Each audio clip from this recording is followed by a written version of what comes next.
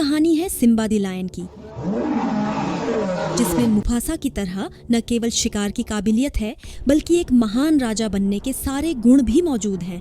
लेकिन सिम्बा अभी भी इस खतरे से अनजान है जो उसकी ताकत और नेतृत्व की असली परीक्षा लेने वाला है।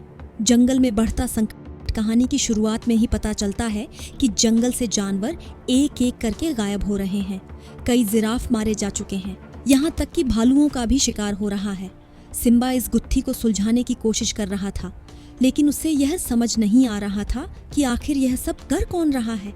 अब हालात ऐसे हो गए थे कि जंगल के सभी जानवर डर के मारे छिपने को मजबूर थे। सिम्बा की ललकार तभी सिम्बा सभी जानवरों को इकट्ठा करता है और गरजते हुए कहता है, यह जंगल हमारा है। अगर हम एकजुट रहेंगे तो कोई ताकत हमें हरा नहीं सकती। लेकिन सबसे पहले हमें यह पता लगाना होगा कि यह सब कर कौन रहा है। फिर वह गुस्से में दहाड़ते हुए कहता है, अगर किसी ने यह सोच लिया है कि मैं डर जाऊंगा तो उसे यह नहीं पता कि जब एक शेर गुस्से में आता है तो पूरा जंगल कांप उठता है। जिसने भी मेरे परिवार को नुकसान पहुंचाया है, मैं उसे खत्म करके रहूंगा। एक नई चुनौती। लेकिन सिम्बा को अंदाजा भी नहीं था कि खतरा इतना करीब आ चुका है। उसी रात किसी ने सिम्बा के बेटे की खियून को उठा लिया और उसके सबसे भरोसेमंद साथी शराबी को बुरी तरह घायल कर दिया गया।